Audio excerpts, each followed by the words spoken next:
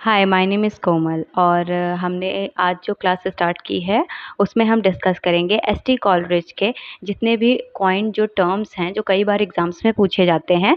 तो आज हम उन्हीं को डिस्कस करेंगे और ये सारे इन्होंने एक ही प्रोज़ वर्क लिखा है, जिसमें इन्होंने अपनी बायोग्राफ़ी भी दी थी एंड अपने क्रिटिसिज़्म्स भी दिए थे और अपने जो भी थॉट्स हैं अलग-अलग पर्सपेक्टिव पे, वो भी इन्होंने शेयर किए थे। तो बायोग्राफिया लिटरेरिया नाम है इस आपके वर्क का और इसी वर्क में इन्होंने जो है वो कई सारे हमको जो है वो टर्म कॉइन करके दिए हुए हैं, जो कई बार एग्ज़ाम्स में पूछे जाते हैं। कई बार जो है वो पूछा जाता है कि ये टर्म किसने दिया है, नाम बताइए और कई बार उनकी मीनिंग्स के भी रिलेटेड जो है वो क्वेश्चन्स आपको एग्ज़ाम में देखने को मिल जाते हैं। सो हम आज उन्हीं सारे जो है क्वेश्चन्स को डिस्कस करेंगे। पहला जो टर्म है वो है सस्पेंशन ऑफ डिसबिलीफ, जो कि आपके एसटी कॉलरिज ने जो है कॉइन किया है। ये किस वर्क में आया है? तो ये आया है आपके बायोग्राफिया लिटरेरिया, जो कि इनका एक क्रिटिसिज्म वर्क भी माना जाता है, बायोग्राफी भी मानी जाती है। तो ये 1817 में बायोग्राफिया लिटरेरिया नाम का जो है वर्क आया था। 2 पार्ट्स में ये वर्क इन्होंने पब्लिश किया था एंड इसी में इन्होंने सस्पेंशन ऑफ डिसबिलीफ का टर्म दिया था। अब इससे इसका क्या मतलब है? So it means temporary choosing to believe something fictional और impossible so that you can enjoy a story, poem, movie और अ प्ले। तो किसी भी चीज़ को टेम्पररी किसी भी चीज़ पे बिलीव करना जो कि इम्पॉसिबल है रियल लाइफ में या फिर फिक्शनल है। तो ऐसी किसी चीज़ पे जब हम बिलीव करते हैं, ऐसी किसी चीज़ को जब हम फिक्शनल चीज़ को एकदम सही मान लेते हैं, क्यों? क्योंकि हमें एन्जॉय करनी होती है उस स्टोरी को, पोएम को या फिर प्ले को। तो अगर ऐसा कुछ भी अगर किसी वर्क में यूज़ किया गया है जो कि फिक्शनल है, इम्पॉसिबल है, बट हम उस पे बिलीव करते हैं for the sake of our enjoyment and for the sake of our like enjoyment, so उसको हम क्या बोलते हैं? सस्पेंशन ऑफ डिसबिलीफ बोलते हैं। तो ये इनका पहला टर्म है जो इन्होंने कॉइन किया है। नाउ कॉलरिज का आइडिया क्या था इससे रिलेटेड? तो Coleridge he argued that reader known dragons, ghost and आपके magic are not real but they willingly suspend their doubts while reading literature. So ये मानते हैं कि जो है वो रीडर जो है वो कई बार सब कुछ जानते हुए भी कि मैजिक या फिर जो भूत है ये सब चीज़ें रियल नहीं होती हैं, फिर भी विलिंगली वो क्या करता है उस चीज़ पर जो है वो बिलीव करता है सो दैट उसको उस चीज़ उस वर्क को एन्जॉय करने के लिए एन्जॉय कर सके उस वर्क को। सो टेम्परेरी इनका यही मतलब था इस जो है वो टर्म से, the blinking suspension of disbelief, यानी कि पता होते हुए भी कि क्या चीज़ फिक्शनल है, क्या चीज़ रियल है या नहीं है, रीडर उस चीज़ पे भरोसा करता है, बिलीव करता है so that they enjoy that work और अ पर्टिकुलर मूवी और ड्रामा।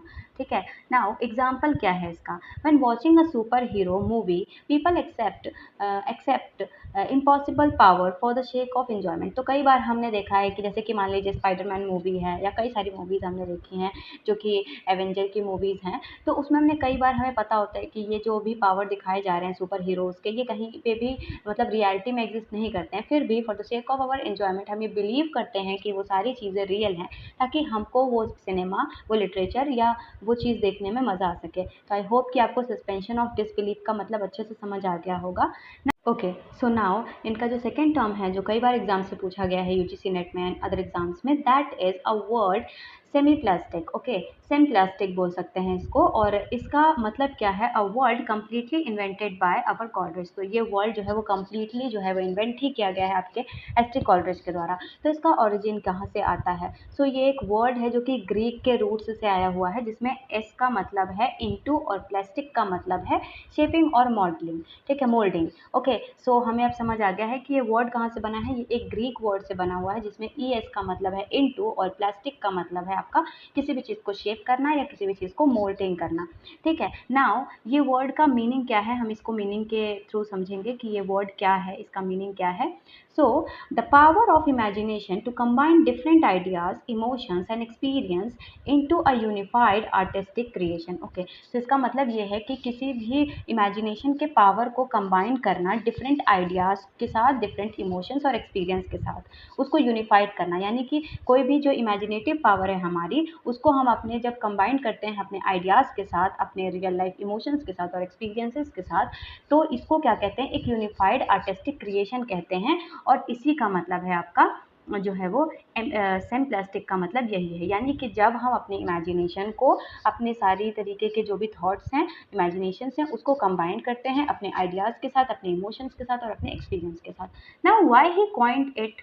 तो क्यों इन्होंने इसको कॉइन किया है? Coleridge believe imagination is not just copying reality, it is actively shape a unified unifies experience. तो कॉलरेज का ऐसा मानना था कि ये जो लाइक हम जो इमेजिनेशन करते हैं ना, ये कोई एक जैसे कोई छोटी कोई ऐसी चीज़ नहीं है जिसको हम कॉपी कर सकते हैं रियलिटी के साथ। ये एक पूरी तरीके का एक यूनिक कॉन्सेप्ट है। इमेजिनेशन को उन्होंने हाईएस्ट पावर बताया है आपके ब्रेन का।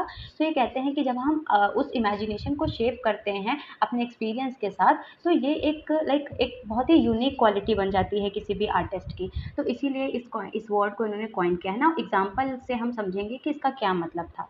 ओके, सो एग्जाम्पल है कि a poet combining nature, emotions and memories and philosophy into one poem is using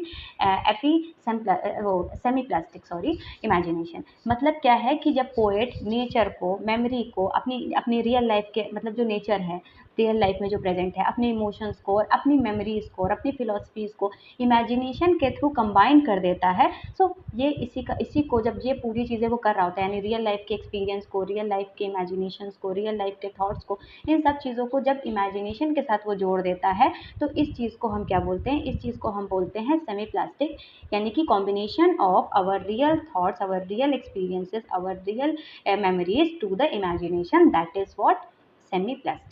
okay, the world is mainly used in criticism and philosophy. Mainly इसका philosophy और criticism में use किया गया है। Now जो third इनका बहुत ही फेमस आइडिया था, जो कि आपके बायोग्राफिकल लिटरेरी वर्क में आया था, that is primary imagination and secondary imagination. इन्होंने बताया है कि दो टाइप के इमेजिनेशन हमारे अंदर हम डेवलप करते हैं। एक होता है primary imagination and secondary imagination दूसरा होता है।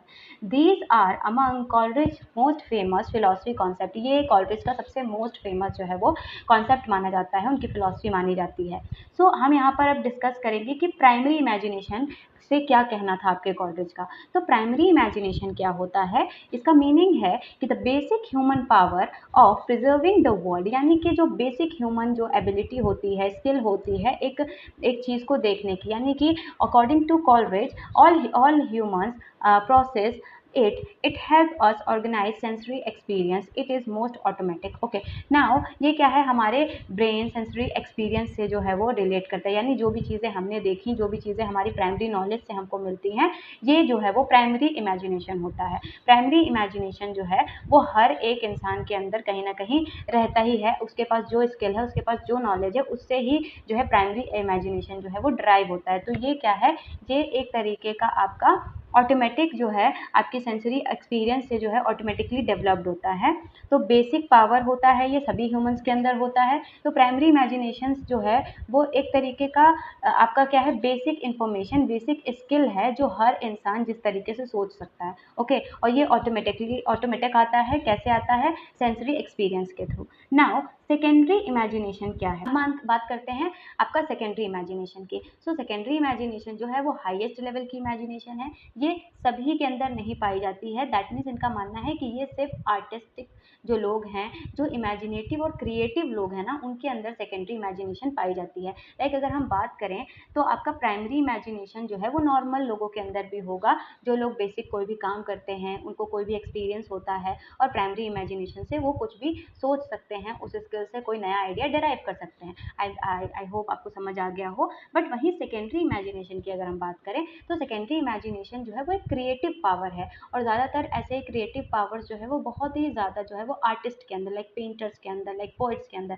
इनके अंदर पाई जाती है। यानी ये हाईएस्ट लेवल ऑफ इमेजिनेशन कर सकते हैं। अब लाइक हम एक एग्जांपल लेके समझेंगे कि हैरी पॉटर जो आपकी बुक है, तो अगर हम बात करें कि नॉर्मल लोग भी सोच सकते हैं, पर अगर हम बात करें कि आपके जेके रॉलिन ने जिस तरीके से आपकी पूरी इमेजिनेटिव एक पूरा वर्ल्ड क्रिएट किया है हैरी पॉटर का, तो वो क्या है? वो हाईएस्ट लेवल ऑफ इमेजिनेशन है। तो ऐसी इमेजिनेशन जो क्रिएटिव होती है बहुत ज़्यादा, और बहुत ज़्यादा जो है वो हाईएस्ट लेवल की इमेजिनेशन होती है, जो आर्टिस्ट के अंदर, पेंटर्स के अंदर, पोइट्स के अंदर पाई जाती है। लाइक अगर हम देखें तो हम भी नेचर को देखते हैं, हम भी नेचर को अच्छे से फील करते हैं। हमें भी अच्छा लगता है नेचर को देखकर, उसे उसके साथ रहना, उसमें बैठना, उसे लाइक फील करना। बट कहीं ना कहीं जब पोएट उसी नेचर में बैठता है तो वो एक हाईएस्ट लेवल की इमेजिनेशन से उसका एक पूरा एक नया वर्ल्ड के तरीके से हमें वो शो करके दिखाता है अपनी पोइट्री के अंदर या अपने पेंटिंग के अंदर या अपने जो है वो अपनी थिंकिंग से, अपनी इमेजिनेशन से। तो कहीं ना कहीं अगर हम सिंपली देखें तो ये हमारे प्राइमरी इमेजिनेशन हमारे आइडियाज़ से डिराइव होती है, हमारे स्किल्स से, हमारी मेमोरीज से डिराइव होती है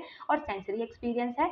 वहीं पे अगर हम बात करें सेकेंडरी इमेजिनेशन की तो ये सबके अंदर नहीं पाई जाती है। ये एक हाईएस्ट लेवल ऑफ इमेजिनेशन है, एक तरीके का पावर है और ये आर्टिस्ट के अंदर और पोइट्स के अंदर जो है वो पाई जाती है, जो रियलिटी को रीशेप कर देता है, यानी कि रियलिटी को फिर से रीशेप करता है। उस नेचर को जो हम एक नॉर्मल तरीके से देख रहे हैं उसको पूरी तरीके से इमेजिनेटिव वे से क्रिएट करता है एक नया वर्ल्ड और हमें दिखाता है। जैसे कि हमने हैरी पॉटर की मूवी से समझा या फिर हम देख सकते हैं आपके वर्ड्सवर्थ की जो भी पोइट्रीज हैं। तो अगर हम देखें तो हमारी इमेजिनेशन जो है वो प्राइमरी इमेजिनेशन है नेचर को देखने की। पर वहीं अगर हम वर्ड्सवर्थ की बात करें तो वर्ड्सवर्थ का जो इमेजिनेशन है वो देखने का जो तरीका है नेचर को वो बहुत ज़्यादा क्रिएटिव है, बहुत ही ज़्यादा हाईएस्ट लेवल का था। Now I hope you understand. So अगर हम now we discuss fancy and imagination. देखिए आपको ये पता होगा कि हमने अभी तक डिस्कस किया आपका जो है सबसे पहले हमने डिस्कस किया था कि आपका इमेजिनेशन क्या है, फिर हमने डिस्कस किया प्राइमरी इमेजिनेशन, उन्होंने बताया है किस टाइप की इमेजिनेशन होती है, कैसे डिराइव होती है और कौन से लोग उसमें आते हैं। और उसके बाद हमने बात किया सेकेंडरी इमेजिनेशन की जो कि हाईएस्ट लेवल है और क्रिएटिव है, जो पोइट्स एंड आर्टिस्ट के अंदर पाई जाती है। Now the third is fancy and imagination, यानी कि फैंसी वर्सेज इमेजिनेशन की बात करिए। बेसिकली अगर हम बात करें तो फैंसी जो होता है ना that is related to our primary जो है वो इमेजिनेशन, यानी कि बेसिक लेवल ऑफ जो है इमेजिनेशन जो आपके एक्सपीरियंस से, स्किल्स से, नॉलेज से डिराइव होती है। और वहीं पे अगर हम इमेजिनेशन की पर्टिकुलरली बात करें तो इसको पूरी तरीके से आप मान सकते हैं कि क्रिएटिव लेवल का जो है, हाईएस्ट लेवल का जो हमारे पास जो है थिंकिंग एबिलिटी होती है। फिर भी हम इसको बहुत ही डिटेल में समझेंगे आप कि फैंसी क्या है और इमेजिनेशन क्या है। तो फैंसी और इमेजिनेशन में Coleridge made a famous distinction between these two mental powers. ठीक है, एक तरीके की मेंटल पावर है फैंसी और इमेजिनेशन, दोनों ही मेंटल पावर है। फैंसी की बात करते हैं तो फैंसी अगर हम बात करें तो फैंसी क्या है? Simple rearrangement of existing ideas, it is a mechanical and a superficial power. Okay, अगर हम बात करें अभी हमने देखा कि मैकेनिकल क्या होता है। मैकेनिकल क्या होता है कि जो हमारे पास नॉलेज होती है उससे और रिजिड एक सेट ऑफ रूल से जब हम अपने जो है किसी भी चीज़ को लिखते हैं। वहीं हमने बात करी थी ऑर्गेनिक फॉर्म की। अब अगर हम बात करें तो यहाँ पर फैंसी को भी मैकेनिकल और सुपरफिशियल बताया गया है, यानी कि जब कोई सिंपल आइडिया, सिंपल नॉलेज को ह्यूमन जो है वो क्या करता है, रीअरेंज करता है और आपके जो है न्यू आइडियाज़ को जो है वो एक तरीके से फॉर्म करता है, दैट इज़ फैंसी। यानी कि बेसिक लेवल ऑफ आपके पास जो इन्फॉर्मेशन है, बेसिक लेवल ऑफ आपके पास जो नॉलेज है, उससे आपने क्या किया, उसको रीअरेंज करके एक न्यू आइडिया में कन्वर्ट किया, यानी कि ये क्या है, आपका फैंसी है। अब हम बात करेंगे कंबाइनिंग सिमिलर इमेजेस रैंडमली, यानी कि 3-4 चीज़ें आपको सिमिलर चीज़ें दी गई और आपने उसको कंबाइन किया और आपने एक नई इन्फॉर्मेशन जो है वो और या फिर एक नया आइडिया जो है वो क्रिएट किया। ये बेसिक लेवल ऑफ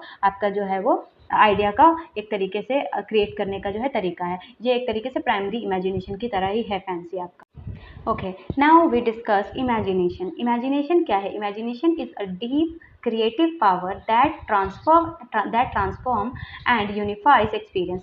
ये क्या है? इमेजिनेशन एक क्रिएटिव पावर है जो कि ट्रांसफॉर्म करती है, यूनिफाइज करती है आपके एक्सपीरियंस को। नाउ एक तरीके से क्या हम एग्जाम्पल के थ्रू समझेंगे इसको। आपका एग्जाम्पल है कि creating ordinary original symbolic and emotional depth in poetry. अब अगर हम बात करें इमेजिनेशन की तो इमेजिनेशन क्या करती है? हेल्प करती है क्रिएट करने में एक original symbolic and emotional depth in the poetry. तो अगर आपके पास इमेजिनेशन की पावर है तभी आप किसी ऑर्डिनरी चीज़ को किसी नॉर्मल सी चीज़ में आप क्या कर सकते हैं और या फिर किसी अनरियलिस्टिक चीज़ में क्या कर सकते हैं, एक सिम्बॉलिक और इमोशनल डेप्थ, ठीक है, और एक रियलिटी को जो है वो क्या कर सकते हैं, एक रियलिटी में उसको ट्रांसफॉर्म कर सकते हैं। तो इमेजिनेशन क्या है? एक क्रिएटिव पावर है जो किसी भी चीज़ के अंदर सिम्बॉलिक और इमोशनल डेप्थ जो है वो लाती है। और खास करके यहाँ पर जिस चीज़ की बात हो रही है वो है आपकी poetry. The distinction deeply influence later literary theory. और इस चीज़ ने क्या करा, आपकी इमेजिनेशन ने और फैंसी के जो इन्होंने जो डिफरेंसेस बताए उससे क्या हुआ, लेटर लिटरेरी थ्योरी काफ़ी ज़्यादा क्या हुई, इन्हांस हुई। अगर हम बात करें सिंपली, अगर हम एक चीज़ को देखें तो इसमें बताया गया है फैंसी क्या है, जहाँ पर आपका बेसिक एक्सपीरियंस, बेसिक नॉलेज या बेसिक जो भी आपके पास आइडियाज़ हैं उससे आप एक नए आइडिया को जो है वो बना लेते हैं। बट वहीं इमेजिनेशन क्या है? एक क्रिएटिव पावर है जो क्या करती है, ट्रांसफॉर्म करती है आपकी किसी भी चीज़ को जो ऑर्डिनरी ऑर्डिनरी है, जो जो क्या है बहुत ही ज़्यादा बेसिक है, उसको क्या कर देती है, सिंबॉलिक और इमोशनल डेप्थ देती है। तो कहीं न कहीं इमेजिनेशन आपकी क्रिएटिव पावर से रिलेटेड है और फैंसी आपकी बेसिक नॉलेज से रिलेटेड है, यही है। Okay, so thank you for this class, और हम इसको अभी और कंटिन्यू करेंगे। अभी बहुत सारे इनके और भी टर्म्स हैं जो बहुत ज़्यादा इंपॉर्टेंट है, and I hope you like this video. Thank you so much.